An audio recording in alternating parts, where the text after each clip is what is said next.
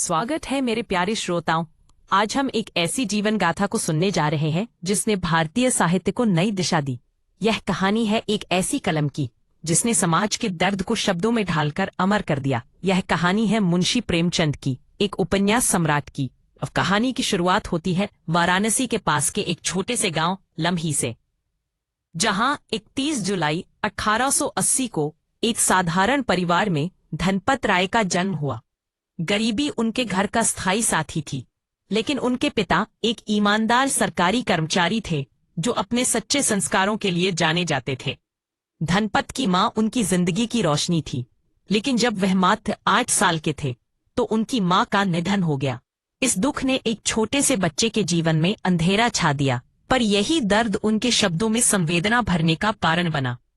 गांव की मिट्टी की खुशबू और जीवन की कठिनाइयों ने धनपत को किताबों की दुनिया में प्रवेश दिलाया। वो पैसे जोड़कर किताबें खरीदते और उनमें खो जाते। उनकी आंखों में एक अलग चमक थी, कुछ बनने की, कुछ लिखने की, कुछ कहने की। लेकिन समय ने उन्हें और कठिनाइयों का सामना करने के लिए तैयार किया। केवल 14 साल की उम्र में पिता की मृत्यु ने उन्हें जीवन की जिम्मेदारियों के असली भार से परिचित कराया। घर बिखर गया, लेकिन धनपत ने हार नहीं मानी। वो पढ़ाई जारी रखते रहे, ट्यूशन देकर पैसे जो आए और जीवन की लड़ाई अकेले लड़े। यही अनुभव उनके लेखन को गहराई देने वाले थे। कई संघर्षों के बाद उन्हें पहली नौकरी मिली, एक स्कूल में 5 रुपए महीने की नौकरी। ये उनके जीवन की पहली पहचान बनी और यहीं से उनके लेखन की दुनिया का आरंभ हुआ। धनपत ने उर्दू में लिखना शुरू किया और अपना पहला कलम नाम रखा नवाब राय।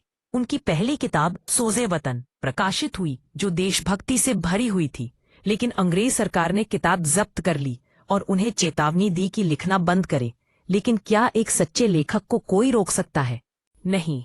धनपत ने अपना नाम बदलकर प्रेमचंद रखा और साहित्य में क्रांति लाने का संकल्प लिया।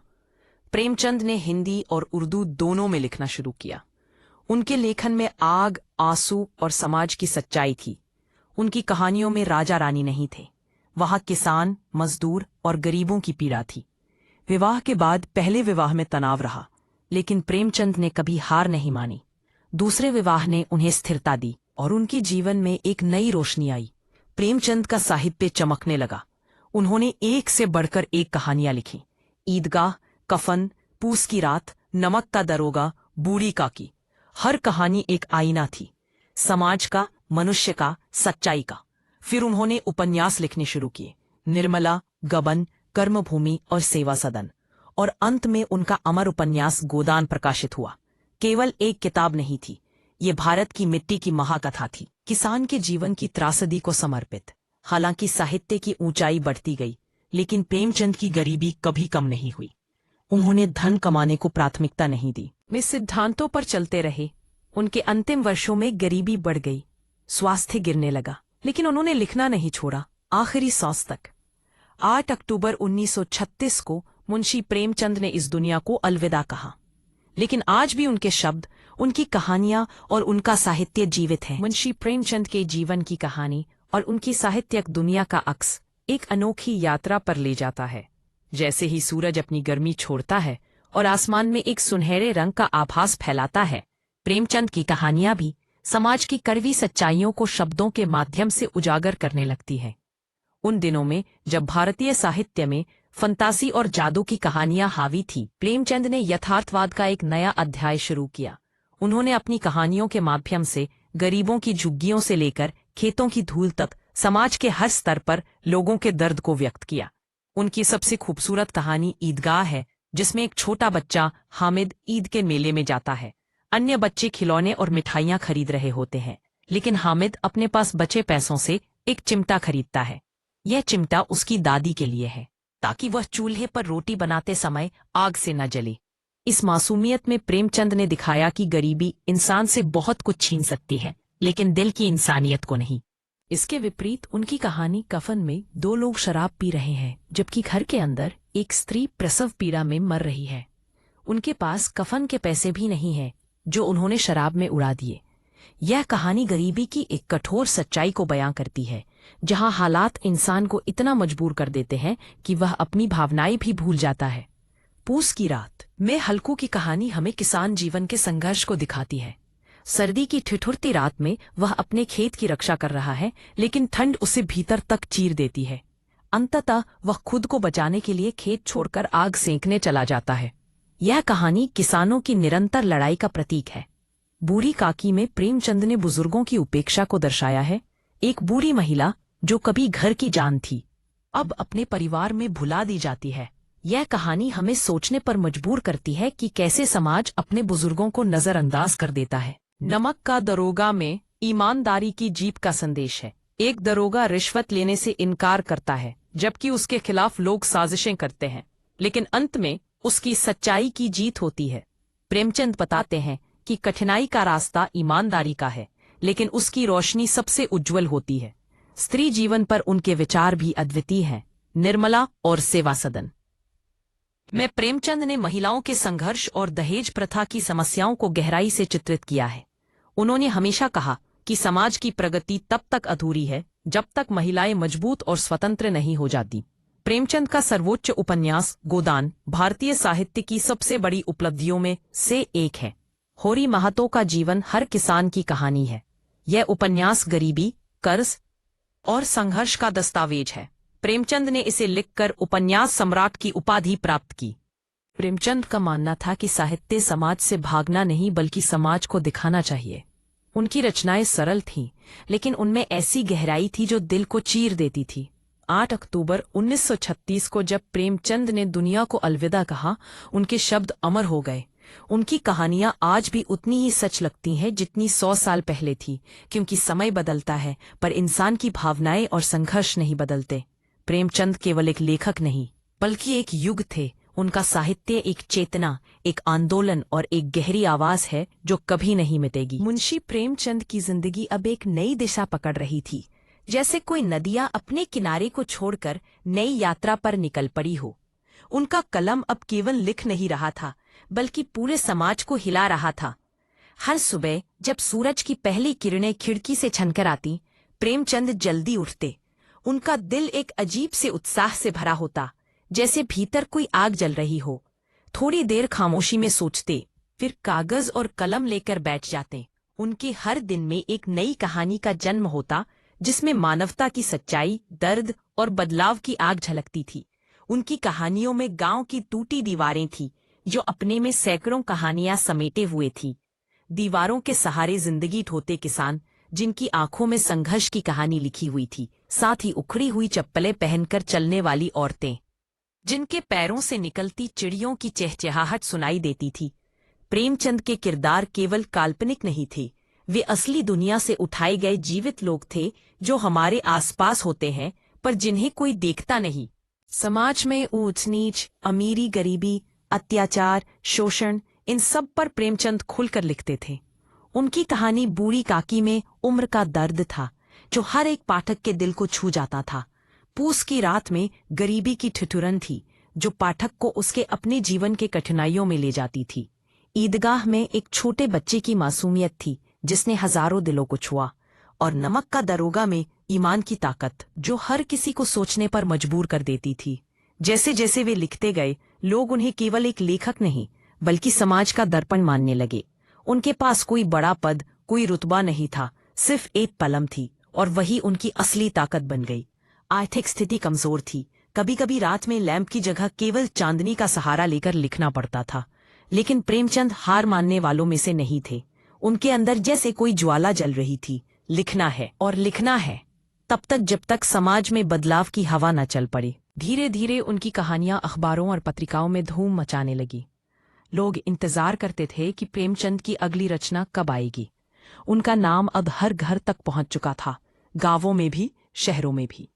उन्होंने बच्चों के लिए भी लिखना शुरू कर दिया, सोचते हुए कि अगर बच्चों के मन में सच की ज्योति जग गई तो कल का समाज खुद ब खुद बेहतर बन जाएगा। उनकी कहानियों में मनोरंजन था, लेकिन उसके पीछे गहरी सीख भी छुपी होती थी। उनका मानना था कि कहानियां केवल समय काटने की चीज नहीं, बल्कि समाज को रास्ता दिखाने वाली रोशनी है। इस बीच प्रेमचंद की मुलाकात कई बड़े साहित्यकारों से हुई। कुछ ने उनकी तारीफ की, कुछ ने आलोचना, लेकिन प्रेमचंद किसी की परवाह नहीं करते थे। उनका एक ही जवाब था, मेरी कहानी खुद बोलेगी। और वाकई उनकी कहानियां बोलने लगी। लोग रोते भी, मुस्कुराते भी। सोचते भी। कई लोग प्रभावित होकर समाज सुधार के कामों में जुटने लगे। मुंशी प्रेमचंद अब सिर्फ एक इंसान नहीं रहे, वे एक आंदोलन बन चुके थे, शब्दों का आंदोलन। उनकी लोकप्रियता बढ़ने लगी, किताबें छपने लगी, लेकिन उनका जीवन अब भी सादा था। उसी छोटे से घर में रहते, साधारण कपड़े पहनते, वही रोजमर्रा की सादगी, लेकिन दिल में लाखों लोगों का प्यार बस चुका था। उनकी कलम चलती रही और इस तरह प्रेमचंद की साहित्य यात्रा और भी ऊंचाइयां छूने के लिए आगे बढ़ती रही। मुंशी प्रेमचंद की कलम अब रुकने वाली नहीं थी। जैसे ही रात की कालिमा ने चादर ओढ़ी, प्रेमचंद अपने छोटे से कमरे में बैठकर विचारों के जाल बुनने लगे। उनके चारों ओर फैले कागजों के ढेर में अदृश्य कहानियां छिपी हुई थीं, जो उनकी आत्मा की गहराइयों से निकली थी। घर का माहौल अक्सर तनाव से भरा रहता था। आमदनी कम थी, खर्चे हमेशा ज्यादा, और कभी कभी ऐसा भी होता कि पूरा दिन कोई रचना नहीं बिकती। लेकिन प्रेमचंद मुस्कुराकर कहते, पैसा बाद में आएगा, पहले समाज बदलेगा। उनकी पत्नी की नजरें उन पर थीं। उन्हें पता था कि ये आदमी सिर्फ घर का नहीं, पूरे समाज का बोझ उठाए बैठा है। आर्थिक तंगी और घरेलू समस्याओं के बावजूद प्रेमचंद ने अपनी लेखनी को अपना पहला धर्म मान लिया। उनकी आंखों में हमेशा उम्मीद की चमक होती थी, एक ऐसे भारत की उम्मीद जहां न कोई गरीब भूखा सोए, न किसी पर अत्याचार हो। धीरे धीरे उन्होंने उपन्यास लिखने शुरू किए और उनका पहला बड़ा उपन्यास साहित्य जगत में तहलका मचा गया। उनके उपन्यासों में केवल कहानियां नहीं थीं, बल्कि गरीबी, संघर्ष, मजदूरों का दर्द, किसान की लड़ाई, औरतों की पीड़ा, ये सब उनके शब्दों में जीवित हो उठे। उन्होंने अपने आसपास के लोगों को देखा, एक बूढ़ी औरत का रोना, किसान का टूटा हल, एक मजदूर की पटी हुई कमीज और एक बच्चे की आंखों की चमक, इन सब ने उन्हें प्रेरित किया। उनकी कहानियों के किरदार किताबों से नहीं, जिंदगी से आपे थे। यही कारण था कि उनकी रचनाएं दिल को छू जाती थीं। उपन्यासों का सुनहरा युग शुरू होते ही लोग उनके साहित्यिक विचारों को सुनने के लिए उमड़ पड़े। प्रेमचंद के शब्दों में एक आग थी जिसने पूरे देश में साहित्यिक चेतना जगा दी। लेकिन जैसे जैसे उनकी प्रसिद्धि बढ़ी, संघर्ष भी उनके साथ बढ़ा। बीमारियां उन्हें घेरने लगीं और शरीर कमजोर होने लगा, लेकिन उनकी कलम तभी कमजोर नहीं पड़ी। वह रोज वही जोश लेकर चलते रहे। प्रेमचंद के पाठक तब लाखों में थे, लेकिन उनका जीवन संघर्षों से भरा था। जब भी उन्होंने अपने छोटे से कमरे में बैठकर लिखना शुरू किया, तो उन्होंने हर बार यही सोचा कि अगर आज वे न लिख पाए तो कई सच अनकहे रह जाएंगे। उनके शब्दों ने एक नए भारत का सपना देखा, जहां न जात पात की दीवारें हों और न औरतों के साथ भेदभाव हो। और इसी तरह प्रेमचंद अपनी लेखनी से समाज को बदलने का सपना लिए आगे बढ़ते जा रहे थे, लगातार, बिना रुके। मुंशी प्रेमचंद की कलम अब देश के हर कोने में अपनी पहचान बना चुकी थी। एक साधारण से लेखक ने अपनी रचनाओं के माध्यम से न केवल साहित्य का निर्माण किया, बल्कि लोगों के दिलों में सच्चाई की आवाज भी जगाई। गांव के किसान, शहर के मजदूर, पढ़े लिखे नौजवान, औरतें, बच्चे, हर कोई प्रेमचंद की कहानियां पढ़ता और खुद को उनमें ढूंढ लेता। जब लोग कहते प्रेमचंद ने वो कहा है जो हम बोल नहीं पाए, तो प्रेमचंद की कलम की ताकत का एहसास होता। उनकी कहानियों ने एक नई सोच को जन्म दिया। जो लोग चुप थे, वे भी अन्याय के खिलाफ बोलने लगे। प्रेमचंद की कहानियां पुलिस दफ्तरों और अदालतों तक पहुंच गईं, बड़े अफसरों तक भी। हर जगह एक ही बात कही जाती, ये लेखक लोगों के दर्द को लिखता है और सच्चाई को छुपाता नहीं। प्रेमचंद जानते थे कि कलम किसी तलवार से कम नहीं होती। जहां लोग आवाज नहीं उठा पाते, वहां लेखक अपने शब्दों से लड़ाई लड़ता है। प्रेमचंद इसी लड़ाई में लगे थे, गरीबी, शोषण और भेदभाव के खिलाफ। उनकी पहचान बढ़ती गई, लेकिन उनका दिल पहले जैसा ही सरल था। वे पुराने लकड़ी के मेज पर बैठकर लिखते थे। जब शाम का सूरज ढलता तो घर की दीवारें हल्के नारंगी रंग में रंग जाती और उस रोशनी में प्रेमचंद अपने रचनाओं में डूबे हुए साधु की तरह दिखते। गरीब बच्चे रोज उनके घर आते, कभी कोई कॉपी लेकर, कभी कोई टूटी पेंसिल लेकर। वे प्रेमचंद से सीखना चाहते थे कि लिखना कैसे है। प्रेमचंद बड़ी नरमी से कहते, पहले दिल को साफ करो, फिर लिखना अपने आप आ जाएगा। कई बार वे बच्चों को कहानियां सुनाते, सादगी, सीख और मजे से भरी। उनकी आवाज में सुकून होता, जैसे दादी माँ का प्यार बह रहा हो। धीरे धीरे प्रेमचंद का नाम विदेशों तक पहुंच गया। हिंदी साहित्य को एक नई पहचान मिल रही थी। लोग कहने लगे, हिंदी का मतलब प्रेमचंद। उनके प्रभाव ने कई युवाओं को प्रेरित किया कि वे भी लेखक बने। लेकिन जैसे जैसे उनका नाम बड़ा हुआ, लोगों की उम्मीदें भी बढ़ने लगी। हर कोई चाहता था कि प्रेमचंद उनकी समस्याएं लिखें। प्रेमचंद सभी की बात सुनते, लेकिन लिखते वही जो उन्हें सच्चा लगता। उनका स्वास्थ्य अब धीरे धीरे खराब हो रहा था। लंबा बैठना मुश्किल होता जा रहा था, लेकिन वे रुकना नहीं चाहते थे। उन्हें लगता था कि अभी बहुत कुछ कहना बाकी है। बहुत सी सच्चाइयां अभी भी लिखी नहीं गई। उन दिनों देश में आजादी की लहर तेज हो रही थी।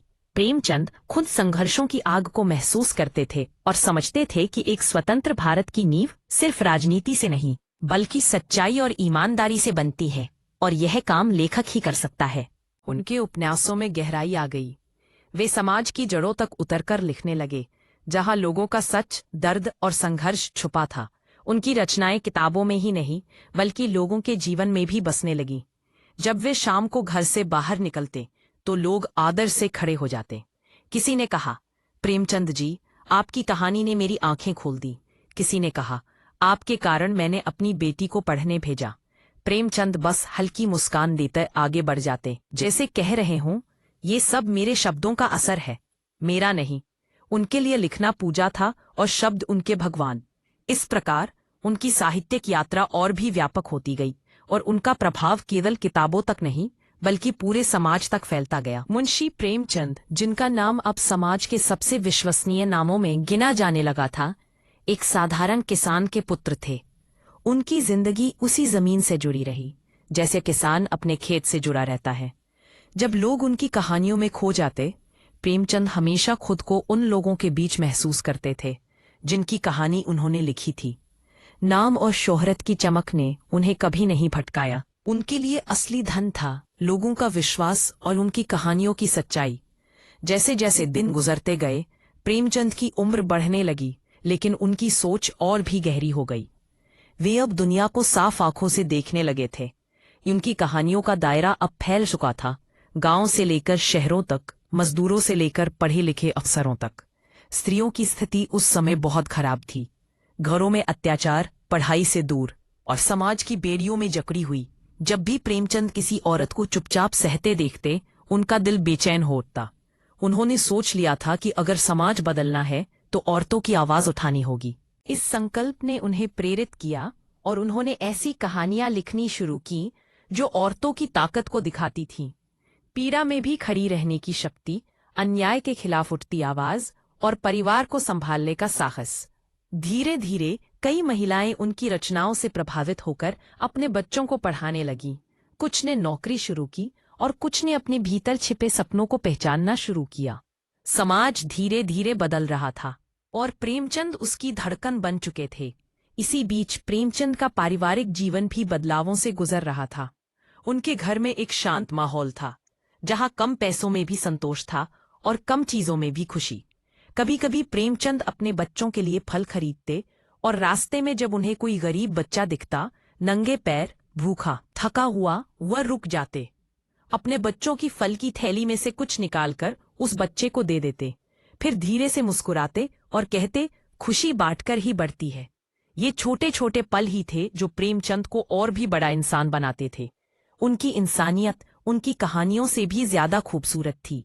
उनके रचनाओं के कारण शिक्षकों, छात्रों और समाज सुधारकों का एक बड़ा समूह उनके आसपास जुटने लगा। वे प्रेमचंद से सीखना चाहते थे कि एक लेखक कैसे समाज का मार्गदर्शक बन सकता है। प्रेमचंद हमेशा कहते, लेखक वही है जो लोगों की आवाज बने और सच्चाई से कभी समझौता न करे। उनकी कहानी की भाषा बहुत सरल थी, जैसे आम आदमी की बोलचाल, जैसे माँ की लोरी, जैसे दादी की कहानी। सीधी, सच्ची और दिल को छू लेने वाली। उधर देश में स्वतंत्रता आंदोलन तेज हो चुका था। हर तरफ हलचल थी, हर तरफ उम्मीदें थीं, हर तरफ संघर्ष। प्रेमचंद इस पूरे संघर्ष को करीब से देख रहे थे। उनकी आंखों में दुख भी था और जोश भी। उन्होंने लिखा, गरीब किसानों की बेबसी, क्रांतिकारियों की हिम्मत और देशभक्तों के सपने। उनकी लेखनी अब सिर्फ साहित्य नहीं रही, वो क्रांति का हिस्सा बन चुकी थी। कई बार अंग्रेज अफसर उनकी कहानियों से नाराज हो जाते, कुछ अखबारों पर दबाव डालते कि प्रेमचंद की रचना न छापी जाए। लेकिन प्रेमचंद डरते नहीं थे। वे बोलते, अगर सच लिखने की सजा है तो मैं सजा झेलने को तैयार हूं। उनकी इस निडरता ने हजारों युवाओं को प्रेरित किया। अब लोग समझने लगे थे कि शब्दों की भी ताकत होती है। प्रेमचंद उस ताकत के सबसे बड़े प्रतीक बन चुके थे। धीरे धीरे शाम ढलती गई, साल बदलते गए, पर प्रेमचंद का प्रभाव बढ़ता ही गया। लोग कहते वो आदमी नहीं, एक विचारधारा है, और उनकी यही विचारधारा आगे चलकर लाखों लोगों के लिए उम्मीद की रोशनी बनी। मुंशी प्रेमचंद एक ऐसे मोड़ पर थे जहां जीवन की गहरी रेखाएं उनके चेहरे पर स्पष्ट थीं। उम्र के इस पड़ाव पर जब शरीर थकने लगता है, उनके मन में एक नई उत्साह की लहर दौड़ रही थी। उनकी आंखों में एक चमक थी, जैसे वे किसी नए उपन्यास की शुरुआत की तैयारी कर रहे हों। उन्होंने अपने पाठकों के दिलों में एक विशेष स्थान बना लिया था, जहां उनके विचारों की गूंज अब लाखों में सुनाई देती थी। प्रेमचंद, जो हमेशा से सादगी और विनम्रता के प्रतीक रहे थे, अब भी उसी धैर्य के साथ जीवन के आंचल में छिपी कहानियों को बुनने में लगे थे। पुरस्कारों और सम्मान की दौड़ में भाग लेने के बजाय उन्हें अपने शब्दों के माध्यम से लोगों की जीवन में रोशनी फैलाने की खुशी थी। उनकी कहानियां अब सिर्फ कागज पर नहीं, बल्कि समाज में भी बदलाव ला रही थीं। किसान अपनी समस्याएं साझा करने लगे, मजदूर अपने हक की आवाज उठाने लगे, महिलाएं बोलने लगीं और बच्चों ने शिक्षा की अहमियत को समझना शुरू किया। प्रेमचंद अक्सर कहते थे, अगर समाज में बदलाव चाहिए तो घर का हर बच्चा पढ़ा लिखा होना चाहिए। इस सोच के साथ वे स्कूलों में जाते, बच्चों को कहानियां सुनाते, उन्हें सिखाते कि जीवन केवल मेहनत का नाम नहीं, बल्कि ईमानदारी और इंसानियत का भी है। उनकी आवाज में एक जादू था जो बच्चों को मंत्रमुग्ध कर देता था। कई बच्चे उन्हें अपना गुरु मानने लगे, क्योंकि वे उन्हें भविष्य का प्रतीक मानते थे। जैसे जैसे वे लिखते गए, उनकी कहानियों में और गहराई आती गई। प्रेमचंद अब केवल गरीबी और अन्याय की बातें नहीं करते थे, बल्कि इंसान के अंदर छिपे स्वार्थ, ईर्ष्या और अच्छाई बुराई के संघर्ष भी उजागर करने लगे। उनका उद्देश्य था मनुष्य को मनुष्य बनाना। लेकिन इस यात्रा में प्रेमचंद के लिए रास्ता हमेशा आसान नहीं रहा।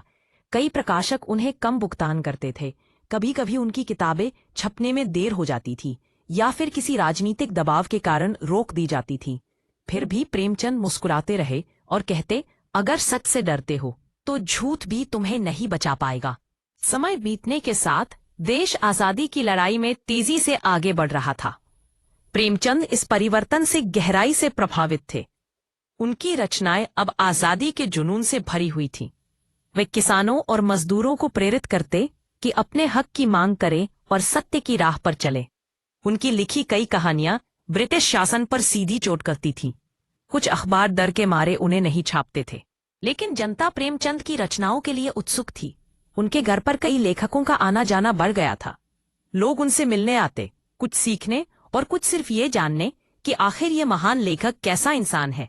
शाम के समय जब हवा ठंडी होती, प्रेमचंद अपने कार्य में लीन हो जाते। उनकी कहानी लिखते समय जैसे समय खुद रुक जाता। कलम चलती रहती, लफ्ज बहते रहते, और उस शांत वातावरण में प्रेमचंद अपने शब्दों से एक नया समाज गढ़ते जाते। उनकी उम्र भले बढ़ रही थी, लेकिन उनके सपनों की चमक कभी फीकी नहीं हुई। उनके मन में एक ऐसा भारत था जहां किसी के साथ अन्याय न हो, और इसी सपने को पूरा करने के लिए उनकी कलम कभी थकती नहीं थी। हर दिन एक नई कहानी दुनिया के सामने आती थी, और प्रेमचंद की आवाज में एक नई उम्मीद की गूंज सुनाई देती थी।